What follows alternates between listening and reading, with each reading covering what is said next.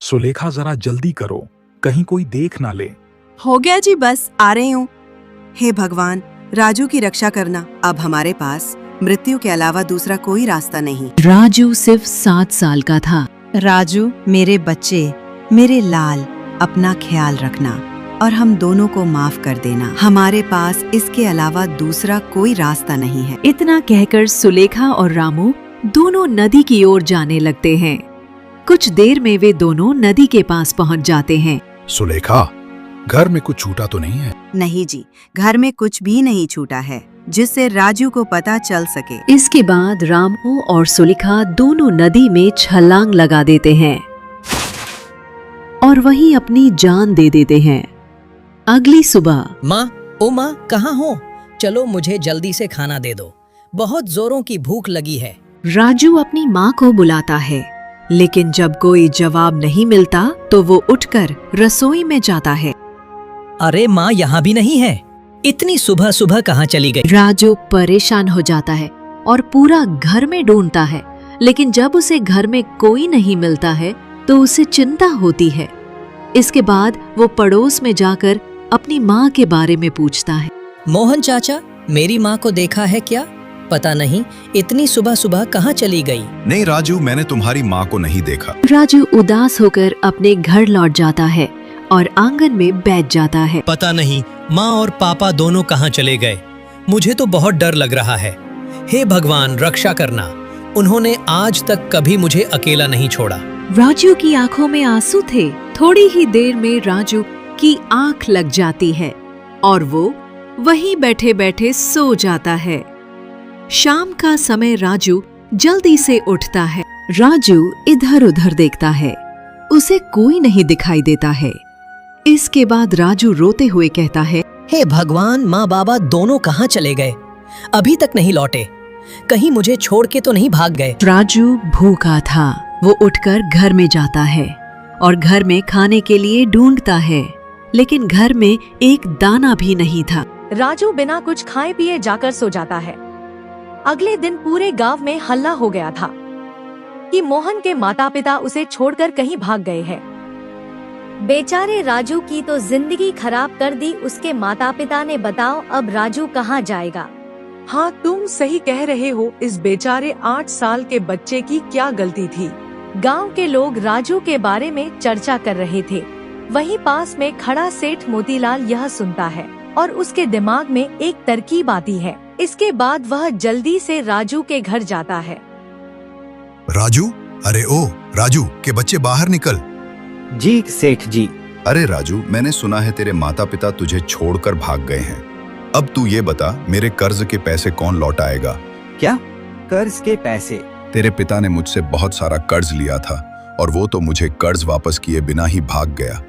3 बता, मुझे कैसे पैसे वापस लौटाएगा? सेठ जी, आप तो जानते हैं मेरे पास कुछ भी नहीं है। मैं किस तरह आपको धन लौटा पाऊंगा? ले देकर बस मेरे पास एक झोपड़ी है जिसमें मैं रहता हूँ। इस झोपड़ी का मैं क्या करूं? अगर पैसे नहीं हैं तो तुझे उम्र भर मेरे खेतों में मजदूरी करनी पड़ेगी, तभी ये कर्ज चुकेगा और मैं इसके तुझे पैसे भी नहीं दूंगा। राजू नादान था, इसलिए वह आसानी से सेठ की बात मान जाता है। ठीक है सेठ जी, अगर ऐसा करने से कर्जा माफ हो जाएगा तो मुझे मंजूर है। इसके बाद राजू सेठ के खेत में मजदूरी करने लगता है। दिन भर वह मजदूरी करने के बाद सेठ राजू को सिर्फ रात का खाना ही देता था और वह भी सिर्फ 2 सूखी रोटियां। ये ले और इसे खाकर सो जा। कल सुबह जल्दी उठकर फिर से काम पर लग जाना। सुबह पैर पसार कर सोते मत दिखाई देना, वरना तेरी खैर नहीं। सेठ राजू को खूब मारता पीटता भी था, जैसे वो कोई जानवर हो, लेकिन हालातों के आगे राजू भी मजबूर था। ऐसे ही कुछ साल बीत जाते हैं और राजू 15 वर्ष का हो जाता है। एक दिन सुबह सुबह राजू को उठने में जरा देरी हो जाती है तो वह जल्दी से सेठ के खेतों की तरफ भागता है। आज तो उठने में बड़ी देर हो गई, जल्दी से खेत पहुंचता हूँ, वरना सेठ जी बहुत गुस्सा करेंगे। जैसे ही राजू खेत में पहुंचता है, वो देखता है कि सेठ लाठी लिए गुस्से में उसका इंतजार कर रहे थे। उन्हें ऐसे देखकर राजू बहुत घबरा जाता है। सेठ जी माफ कर दीजिए, उठने में जरा देर हो गई, आगे से नहीं होगा। अच्छा माफ कर दूं। अरे एक बार माफ करूंगा ना तो तू बार बार यही गलती दोहराएगा। सजा तो तुम्हें मिलनी ही चाहिए। तू क्या चाहता है? तू घर में आराम करे और मैं खेतों में काम करूं? रुक, अभी बताता हूं तुझे। इतना कहकर सेठ राजू को बेरहमी से पीटने लगता है। वैसे तो राजू हमेशा सेठ की मार खा लेता था, क्योंकि उसे लगता था कि सेठ जी के अलावा उसका इस दुनिया में कोई है नहीं। लेकिन आज राजू सेठ को जवाब देते हुए कहता है, बस करिए सेठ जी, कितना पीटेंगे। रात में आप ही ने मुझसे खेतों में देर तक काम करवाया, इसलिए तो मुझे घर लौटने में देरी हुई थी और इसी वजह से मैं सुबह जल्दी नहीं उठ पाया। तो भला इसमें मेरी क्या गलती है?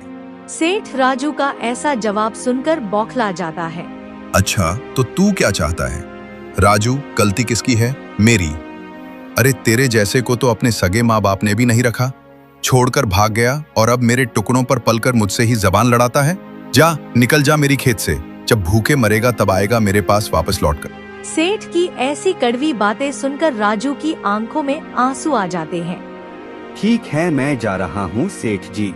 वो खेत छोड़कर सीधा गांव के बाहर की तरफ भागने लगता है। उसे भी नहीं पता था कि वो कहाँ भाग रहा है, मगर राजू सिर्फ उस गांव से दूर जाना चाहता था जिसने उसका सब कुछ उससे छीन लिया था। अब कभी वापस नहीं लौट कर आऊंगा, चाहे जैसे मुझे अपना गुजारा करना पड़े। ये सब सोचते हुए भूखा प्यासा राजू एक जंगल के पास पहुंचता है और वहां एक पेड़ के नीचे बैठकर रोने लगता है। कुछ देर बाद राजू आगे बढ़ता है। राजू उदास होकर आगे बढ़ रहा होता है कि तभी राजू की नजर सामने एक पेड़ के नीचे बैठे साधु पर पड़ती है। साधु बैठकर तपस्या कर रहे थे। राजू को ऐसे झाड़ियों के पास खड़ा देखकर साधु मुस्कुरा देते हैं और प्यार से उससे कहते हैं, क्या हुआ बेटा, तुम यहाँ क्या कर रहे हो? राजू साधु के पास जाता है। क्या बात है बेटा, बड़ा परेशान लग रहे हो। हाँ बाबा, परेशान तो हूँ। जीवन में कुछ अच्छा नहीं चल रहा है। भूख प्यास और थकान से शरीर भी व्याकुल है। अच्छा, सबसे पहले तुम एक काम करो, उस झोपड़ी के अंदर जाओ, वहाँ कुछ फल रखे होंगे, उन्हें उठाकर ले आओ। राजू साधु की बात मान लेता है और झोपड़ी के अंदर जाकर कुछ फल उठा लाता है। साधु उसमें से कुछ फल लेकर बाकी फल राजू को दे देते हैं। ये कुछ फल मेरे पास रहने दो और बाकी के तुम खा लो। लगता है सुबह से तुमने कुछ नहीं खाया। राजू को ये सुनकर बड़ी प्रसन्नता होती है। आपको कैसे पता चला कि मैंने सुबह से कुछ नहीं खाया था? मैंने तो बस इतना बताया था कि मैं अभी भूखा था। बस यूं ही समझ लो कि मुझे ऊपर वाली ने बताया है। अच्छा, जरा अपना हाथ लाना तो। राजू साधु की बात सुनकर कुछ समझ नहीं पाता, लेकिन फिर भी वो अपना एक हाथ साधु की तरफ बढ़ा देता है। राजू का हाथ साधु बड़े ध्यान से पढ़ने लगते हैं। वाह, ऐसी लकीरें तो मैंने आज तक सिर्फ राजा महाराजाओं के हाथ में देखी हैं। बेटा, तुम तो बहुत तकदीर वाले हो। राजू को ये सुनकर बड़ी प्रसन्नता होती है। ये आप कैसी बातें कर रहे हैं साधु महाराज?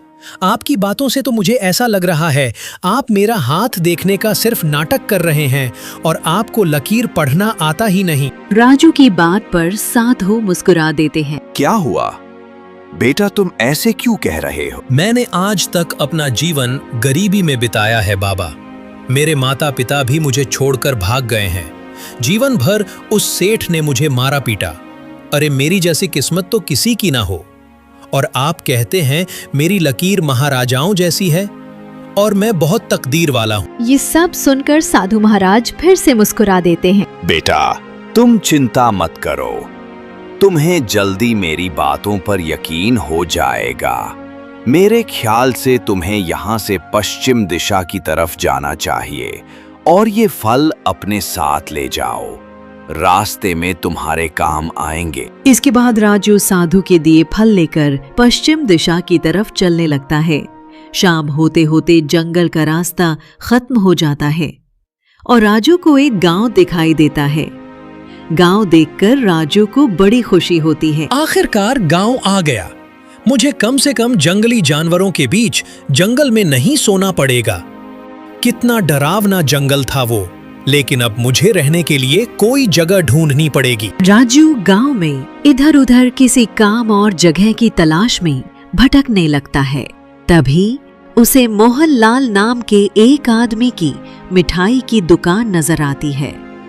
मोहनलाल एक बूढ़ा आदमी था और सभी ग्राहकों से बड़े प्यार से बात कर रहा था। राजू को देखकर वो उसे कहता है, अरे क्या हुआ बेटा, कौन सी मिठाई चाहिए तुम्हें? आज से पहले तुम्हें कभी देखा नहीं। तुम इस गांव के लगते नहीं हो। जी, वो मैं इस गांव का नहीं हूँ और मुझे कोई मिठाई नहीं चाहिए। क्या मुझे आपकी दुकान में अभी कुछ काम मिलेगा? बदले में आप मुझे बस आज रात गुजारने के लिए जगह दे दीजिए। अच्छा ठीक है, तुम ये सब मिठाई के खाली डब्बे संभालने में मेरी मदद कर दो। मैंने मेरे निकम्मे बेटे हीरा को कितना बुलाया, लेकिन वो आया ही नहीं। राजू बड़े मन से मोहनलाल की मदद करने लगता है। मोहनलाल को भी राजू से बात करके बड़ा अच्छा लग रहा था। रात होते मोहनलाल राजू को अपने घर ले जाता है, जहां पर सिर्फ मोहनलाल और उसका बेटा अकेले रहते थे। हीरा की माँ का बहुत पहले ही देहांत हो गया था। अरे पिताजी, ये किस भिखारी को उठाकर ले आया? तमीज से बात कर हीरा, ये राजू है। आज रात ये यहीं रुकेगा। इसने आज मेरी बहुत मदद की है। और तुम क्यों नहीं आए थे दुकान पे? आज कितना काम था। अरे पिताजी, मैं थोड़ा व्यस्त था। हाँ, सब जानता हूँ तू कितना व्यस्त रहा होगा।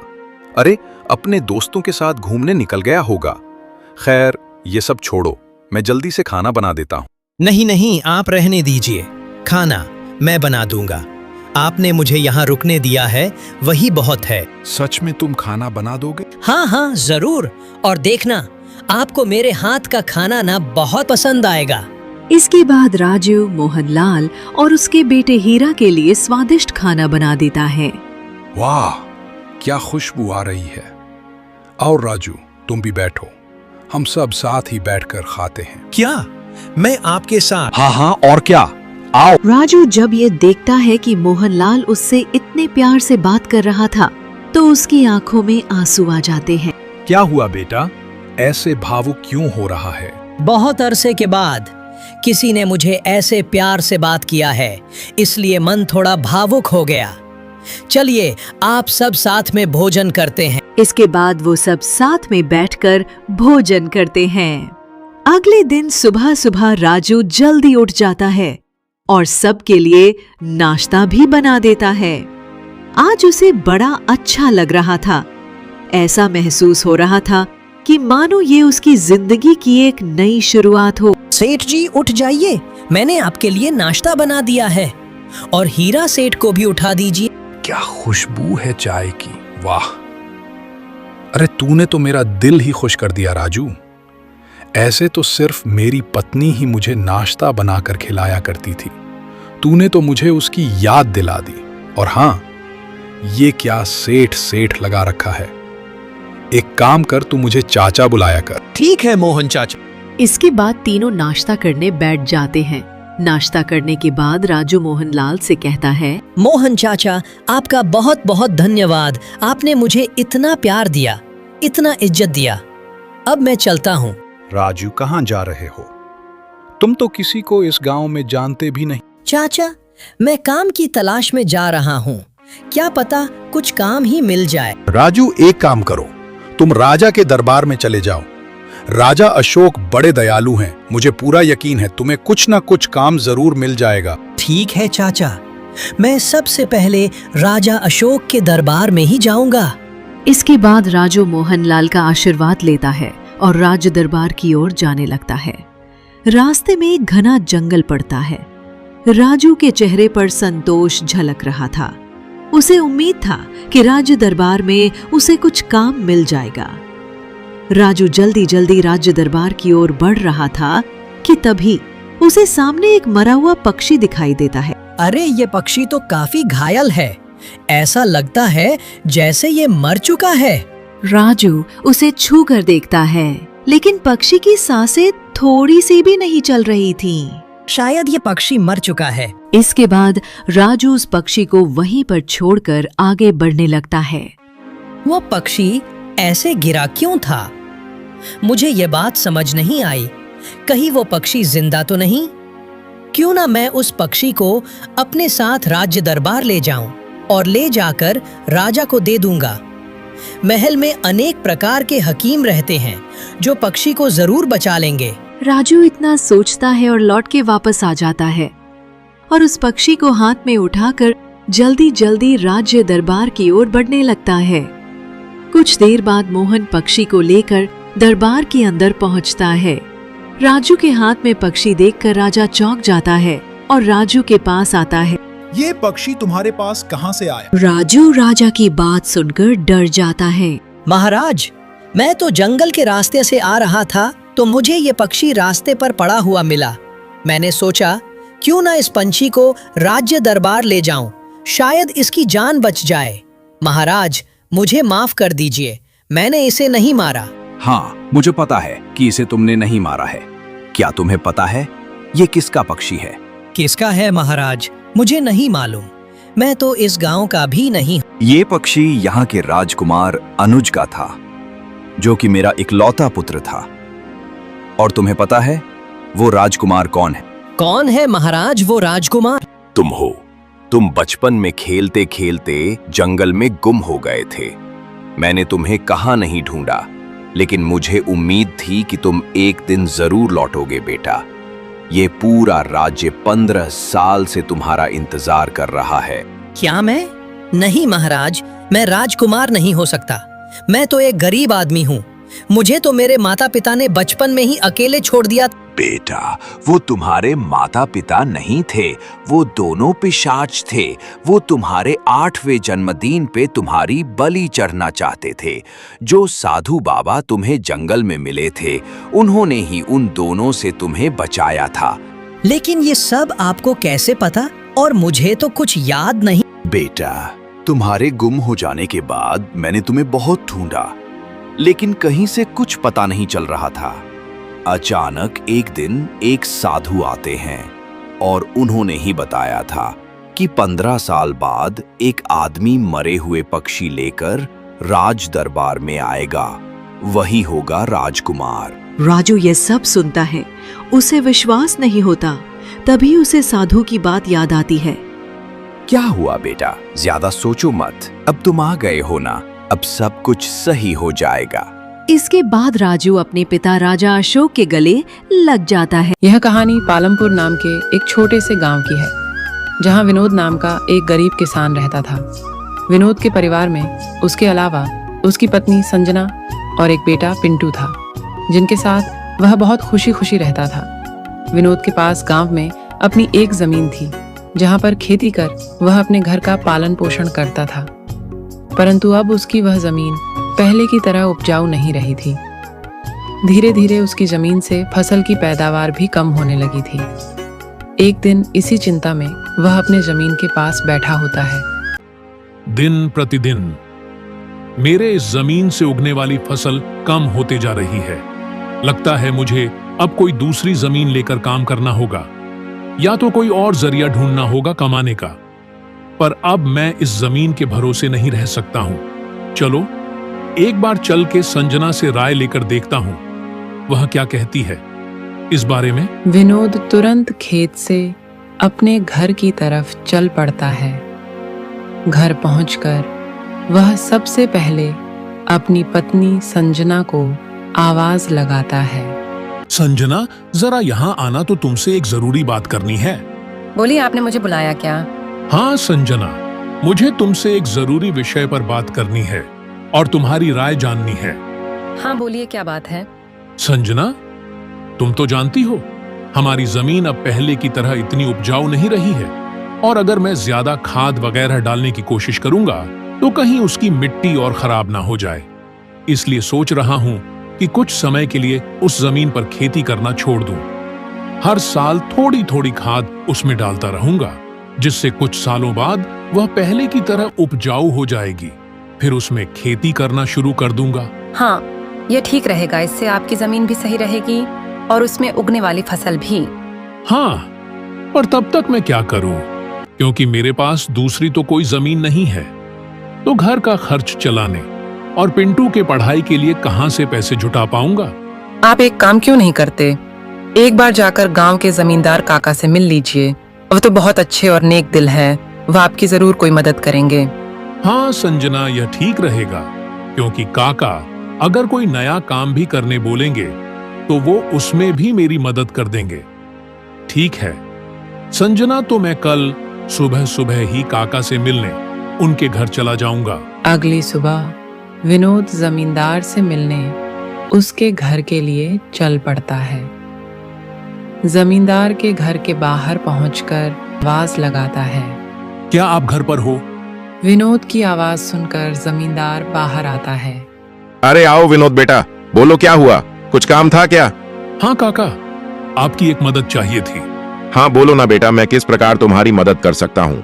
विनोद फटाफट से जमींदार को अपने खेत की हालत बता देता है। तो इसमें परेशान क्या होना बेटा? काका, मेरे पास एक ही जमीन है जिस पर खेती कर मैं अपने घर का खर्च चलाता हूँ, और मैंने आज तक खेती के अलावा कोई दूसरा काम भी कभी किया नहीं। तो अब यही नहीं समझ रहा है मैं क्या करूं। बेटा खेती के अलावा दूसरा काम क्यों करना? तुम एक काम करो, मेरे पास गांव के बाहर एक जमीन है, तुम उस पर खेती करो। काका, पर इससे तो आपका नुकसान हो जाएगा। नहीं बेटा, कोई नुकसान नहीं होगा। इसी बहाने तुम मेरी जमीन की देखरेख भी करोगे, क्योंकि अब तो मेरी उम्र भी हो गई है और मेरा बेटा भी शहर में रहता है, तो इससे तुम्हारा भी भला हो जाएगा और मेरी भी थोड़ी जिम्मेदारी कम रहेगी। ठीक है काका, अगर ऐसी बात है तो मैं कल से ही उस खेत पर काम करने चला जाऊंगा। विनोद जमींदार को धन्यवाद कहकर वहां से अपने घर के लिए निकल जाता है। विनोद अपने घर पहुंचकर संजना को सारी बात बता देता है। ये तो बहुत अच्छा है, यानी आपकी सारी चिंता ही खत्म हो गई। हाँ संजना, अब मैं काका के खेत पर बहुत मेहनत करूंगा और कोशिश करूंगा कि एक दो और खेत खरीद लूं, क्योंकि भविष्य में ऐसी समस्या आए तो उसके लिए हम तैयार रहे। अगली सुबह विनोद जमींदार के खेत पर काम करने निकलने वाला होता है और सोचता है, काका की जमीन गांव के बाहर है तो शायद शाम को आते आते देर हो जाए, इसलिए संजना को बोलकर जाता हूँ, संजना जरा यहाँ आना। तो विनोद को बुलाता सुन संजना वहाँ आती है। आपने बुलाया मुझे? हाँ संजना, सुनो, काका का खेत गांव के बाहर है तो मुझे शाम को घर लौटने में थोड़ी देर भी हो सकती है, तो अगर मुझे देर हो जाए तो तुम और पिंटू खाना खाकर सो जाना। ठीक है, पर अपना ध्यान रखना। और हाँ, 1 मिनट रुकना, मैं आपके खाने का डिब्बा लेकर आती हूँ, वह लेकर ही जाना। फिर क्या था, विनोद अपना खाने का डिब्बा लेकर गांव के बाहर वाली जमीन पर काम करने चल पड़ता है। चलते चलते कुछ समय बाद वह गांव के बाहर वाली जमीन पर पहुंच जाता है। चलो, अब पहुंच गया हूँ तो फटाफट से खेत पर काम करना शुरू कर देता हूँ। विनोद अपनी कुदाल उठाकर खेत पर काम करना शुरू कर देता है। विनोद को अभी काम करते कुछ समय हुआ ही था कि तभी पीछे से एक सांप आकर उसे काट लेता। सांप के काटने के कुछ समय में ही विनोद चक्कर खाकर वहीं गिर जाता है। यहाँ विनोद सांप के काटने से बेहोश हो चुका था, पर गांव के बाहर होने के कारण उसकी खबर अब तक उसके घर वालों को नहीं चलती है। सुबह से अब रात हो जाती है और संजना विनोद का इंतजार कर रही होती है। माँ को इतने परेशान देख पिंटू पूछता है, क्या हुआ माँ, पिताजी अब तक क्यों नहीं आए? बेटा, तुम्हारे पिताजी आज काम करने जमींदार काका के गांव के बाहर वाली जमीन पर गए हैं और उन्होंने मुझे बोला भी था कि उन्हें आते आते देर हो जाएगी, पर अब कुछ ज्यादा ही समय हो गया है। माँ, आप क्यों फिक्र कर रही हो? पिताजी ने जब बोला था कि उन्हें आने में देर होगी तो कुछ सोच समझ कर कहाँ होगा। एक काम कीजिए, आप जाकर सो जाइए। पिंटू की बात सुनकर संजना अपने कमरे में सोने के लिए चली जाती है। अगली सुबह भी जब संजना देखती है कि विनोद अब तक घर नहीं आया है, तो परेशान होकर वह सीधा जमींदार से मिलने उसके घर की ओर चली जाती है। संजना जमींदार के घर पहुंचकर उनसे विनोद के बारे में पूछने लगती है। नमस्ते जमींदार काका। नमस्ते बेटी, बताओ कैसे आना हुआ? काका, विनोद कल आपके गांव के बाहर वाले खेत काम करने गए थे, पर अब तक घर नहीं आए हैं। क्या कहा बेटी, विनोद कल गया था और अब तक घर नहीं आया? हाँ काका, उन्होंने मुझे कहा था कि खेत गांव के बाहर है तो आते आते रात हो जाएगी, पर अब तो रात की सुबह हो गई, पर वो अब तक नहीं आए हैं। चिंता मत करो बेटी, मुझे थोड़ा समय दो। मैं अभी किसी को भेजकर पता लगाता हूँ कि विनोद कहाँ है। जमींदार तुरंत अपने घर में काम करने वाले घनश्याम को विनोद को देखने अपने खेत पर भेजता है। कुछ समय के बाद घनश्याम जमींदार के खेत पर पहुंच जाता है और वहां का दृश्य देखकर वह परेशान हो जाता है। यह क्या, विनोद का तो पूरा शरीर नीला पड़ चुका है। मुझे लगता है इसे किसी सांप ने काटा है। मुझे तुरंत जमींदार जी को यह बात बतानी पड़ेगी। घनश्याम वहां से भागते भागते जमींदार के घर के लिए निकल जाता है। घनश्याम जैसे ही जमींदार के घर पहुंचता है, उसके कुछ कहने से पहले ही जमींदार उससे पूछने लगता है, क्या हुआ घनश्याम बेटा, तुम इतना दौड़ते हुए क्यों आए और क्या तुम्हें विनोद मिला? घनश्याम जमींदार को सारी बात बता देता है जो उसने खेत में देखी थी। घनश्याम जब जमींदार को सारी बात बता रहा होता है, तभी वहाँ पास में खड़ी संजना भी सारी बात सुन लेती है और रोने लगती है। घनश्याम, तुम सबसे पहले वैद्य जी को लेकर वहां पहुंचो। मैं संजना बेटी को लेकर वहां आता हूँ। घनश्याम को वैद्य जी के पास भेजने के बाद जमींदार संजना को समझाने लगता है। संजना बेटी, पहले तो तुम रोना बंद करो और जल्दी से मेरे साथ चलो, क्योंकि तुम्हारे रोने से विनोद ठीक नहीं होगा। फिर क्या था, जमींदार संजना को लेकर विनोद को देखने उसके खेत की तरफ निकल जाता है और घनश्याम वैद्य जी को लेने दूसरी तरफ निकल जाता है। जमींदार और संजना जब वहां पहुंचे तो उन्होंने देखा विनोद बेहोश हालात में खेत में गिरा था और उसका पूरा शरीर नीला पड़ चुका था। संजना विनोद के पास बैठकर रोने लगती है। तभी वहां वैद्य जी आ जाते हैं। वैद्य जी के आते ही संजना वहां से हट जाती है और वैद्य जी विनोद की हालत का जायजा लेने लगते हैं। विनोद की हालत देखिए जमींदार जी, मैं आपको झूठ बोलकर अंधेरे में नहीं रखना चाहता हूँ, पर विनोद की हालत बहुत खराब है। वैसे तो मैंने उसे जहर को काटने वाली औषधि दे दी है, परंतु जहर विनोद के अंदर कुछ ज्यादा समय तक रह गया है, जिस कारण वह प्रगाढ़ बेहोशी की हालत में चला गया है। वैद्य जी, तो अब हम क्या करें? देखिए जमींदार जी, अभी के लिए मैं कुछ दवाइयां दे रहा हूं, उसे समय समय पर पानी में मिलाकर देना। बाकी तो सब ऊपर वाले के भरोसे हैं। देखो संजना बेटी, तुम बिल्कुल चिंता मत करना। तुम विनोद की अच्छे से देखभाल करो, देखना वह बहुत जल्द ठीक हो जाएगा। और तुम्हें अगर किसी भी चीज की कोई भी जरूरत हो तो मुझे जरूर बता देना। और हर महीने मैं तुम्हारे लिए और पिंटू के लिए कुछ पैसे भेजता रहूंगा, पर तुम हिम्मत मत हारना। आपका बहुत बहुत धन्यवाद काका, आप हम लोगों की बहुत मदद कर रहे हो। जमींदार फिर वहां से संजना को दिलासा देकर चले जाते हैं। जमींदार के जाने के बाद वहां पिंटू आ जाता है और अपने पिता की हालत देखकर संजना से उसका कारण पूछने लगता है। मां, ये पिताजी को क्या हुआ है? बेटा, तुम्हारे पिताजी को कल खेत में सांप ने काट लिया है, जिस कारण वह बेहोश हो गए हैं। मां, तो पिताजी होश में कब आएंगे? बेटा, वैद्य जी ने कुछ दवाइयाँ दी हैं और उन्हें समय समय पर पिलाने कहा है। उन्होंने बोला कि उन दवाइयों से वह बहुत जल्द ठीक हो जाएंगे, पर मां, पिताजी की ऐसी हालत है तो अब हमारे घर का खर्च कैसे चलेगा? बेटा, तुम उसकी चिंता मत करो, मैं हूं ना, मैं सब संभाल लूंगी। नहीं मां, आप क्या क्या करोगी? आप पिताजी का ध्यान रखो कि आप घर संभालो, कि घर का खर्च देखोगी। मां, आप बस पिताजी का और घर का ध्यान रखो। मैं अब खेत पर काम करके घर का खर्च चलाऊंगा। नहीं बेटा, तुमको काम करने की कोई जरूरत नहीं है, मैं सब संभाल लूंगी। तुम बस अपने पढ़ाई का ध्यान रखो। तुम्हारे पिताजी का सपना है कि तुम बहुत बड़े अफसर बनो और मैं तुम्हें वह बनाकर रहूंगी, भले उसके लिए मुझे कितनी भी मेहनत क्यों ना करनी पड़े। फिर संजना पिंटू को वहां से पढ़ने भेज देती है। मुझे अब कुछ करना ही होगा, क्योंकि मैं अब विनोद का ठीक होने का इंतजार तो नहीं कर सकती हूँ। मुझे अब खुद जाकर खेती करनी होगी और हो सके तो कोई और काम भी देखना होगा। अगली सुबह संजना सीधे जमींदार से मिलने पहुंच जाती है। काका, विनोद की तबीयत फिलहाल तो वैसी ही है और मुझे आपकी एक मदद चाहिए थी, इसीलिए मैं आपसे मिलने चली आई। हाँ बोलो ना बेटी, मैं तुम्हारी किस प्रकार मदद कर सकता हूँ? काका, मैं चाहती हूँ कि जो जमीन आपने विनोद को दी थी काम करने के लिए, आप मुझे उस पर काम करने की इजाजत दे दी, ताकि मैं उस पर काम करके अपने घर का खर्च और पिंटू की पढ़ाई करा सकूं। बेटी, पर तुम्हें वहां काम करने की कोई जरूरत नहीं है।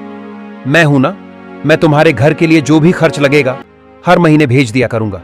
नहीं काका, आपने अब तक हमारी बहुत मदद की है। अब आप बस मुझे आपके खेत में काम करने की इजाजत दे दीजिए। मैं अब खुद काम करके अपना घर चलाऊंगी। जमींदार संजना को बहुत समझाने की कोशिश करता है, पर संजना जमींदार की बात मानने तैयार नहीं थी। आखिर में संजना की बातें सुनने के बाद जमींदार सोचने लगता है। मुझे लगता है संजना मेरी बात नहीं मानेगी, पर अगर वह काम करने इतने दूर जाएगी तो वह विनोद का ध्यान नहीं रख पाएगी। एक काम करता हूँ, मैं संजना को मेरी गांव के अंदर वाली जमीन पर काम करने के लिए कह देता हूँ, ताकि वह खेतों पर काम भी कर सके और अपने घर का ध्यान भी रख सके। ठीक है संजना बेटी, मैं तुम्हें अपने खेत पर काम करने की इजाजत तो दे सकता हूँ, पर तुम्हें मेरी एक बात माननी होगी। हाँ काका बोलिए ना। बेटी, तुम्हें मेरे गांव के बाहर वाले खेत पर काम करने की कोई जरूरत नहीं है। मेरे पास तुम्हारे घर के नजदीक भी एक खेत है, तुम वहां काम कर सकती हो, ताकि तुम अपने घर का और विनोद का दोनों को ख्याल रख पाओगी। काका यह तो और भी अच्छा रहेगा, इससे तो मेरी बहुत मदद हो जाएगी। बेटी, पर एक छोटी सी समस्या है, वो खेत बाहर वाले खेत से थोड़ा छोटा है। हाँ तो कोई बात नहीं है काका, वह खेत मेरे घर से नजदीक है, वही बहुत बड़ी बात है। मैं खेत में काम करने के साथ साथ दूसरे के घर का काम भी करना शुरू कर दूंगी, ताकि उन पैसों से मैं पिंटू की पढ़ाई का खर्च निकाल सकूं। बेटी, पर तुम्हें इतना काम करने की क्या जरूरत है? काका मुझे काम करना ही होगा। जमींदार संजना के संकल्प और साहस से भावुक हो जाते हैं। ठीक है बेटी, तुम्हारी मेहनत देखकर मुझे पूरा भरोसा है कि तुम जरूर सफल होगी।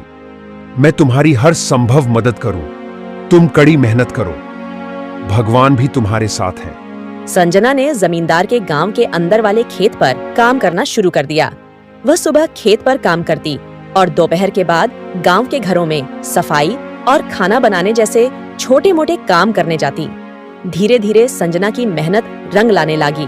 खेत में अच्छी फसल हुई, जिससे उसका घर चलने लगा, और जो पैसे वह दूसरों के घरों में काम करके कमाती थी, वह पिंटू की पढ़ाई में खर्च करने लगी। बेटा, मैं चाहती हूँ कि तुम मन लगाकर पढ़ाई करो। तुम्हारे पिताजी का सपना है कि तुम अफसर बनो। मैं तुम्हारे लिए हर मुश्किल को पार कर लूंगी। माँ, मैं कड़ी मेहनत करूंगा। एक दिन मैं पिताजी का सपना पूरा करके दिखाऊंगा। संजना की मेहनत और त्याग से गांव के लोग भी प्रेरणा लेने लगे। उन्होंने देखा कि कैसे एक माँ अब अपने परिवार के लिए हर कठिनाई का सामना कर रही है। इसी बीच विनोद की हालत धीरे धीरे सुधरने लगी। वैद्य जी की दवाओं और संजना की देखभाल ने जहर का असर कम कर दिया। एक दिन अचानक विनोद को होश आ गया। विनोद को होश में आते देख संजना बहुत खुश हो गई। ओ, तुम्हें होश आ गया। भगवान ने मेरी मेहनत और दुआएं सुन ली। संजना, मैंने तुम्हें और पिंटू को बहुत परेशान किया। नहीं विनोद, तुम हमारी ताकत हो। जब तक तुम ठीक हो रहे थे, मैंने हर जिम्मेदारी संभाली, और देखो अब सब कुछ ठीक हो रहा है। विनोद धीरे धीरे पूरी तरह ठीक हो गया। उसने संजना की मेहनत और त्याग देखकर प्रण लिया कि अब वह उसके साथ कंधे से कंधा मिलाकर परिवार को आगे बढ़ाएगा। पिंटू की पढ़ाई भी सफलतापूर्वक चलती रही और कुछ सालों बाद वह एक बड़ा अफसर बन गया। माँ, पिताजी, मैं आज जो कुछ भी हूँ वह आपकी मेहनत और त्याग के कारण हूँ। नहीं बेटा, यह सब तुम्हारी माँ का बलिदान है। उसने हमारे परिवार को बचाने के लिए हर मुश्किल का सामना किया। संजना का त्याग और विनोद का साथ दोनों ने मिलकर एक नई मिसाल कायम की। गांव वाले अब भी उनकी इस कहानी को आने वाली पीढ़ियों को प्रेरणा के रूप में सुनाते हैं। इस तरह माँ का त्याग की यह कहानी हमें सिखाती है कि एक माँ का समर्पण किसी भी चुनौती को पार कर सकता है और परिवार को जोड़ कर रखता है। दोस्तों, तो इस तरह की और शानदार और मजेदार कहानियाँ देखने के लिए हमारे इस चैनल को जल्द से जल्द सब्सक्राइब कर लें।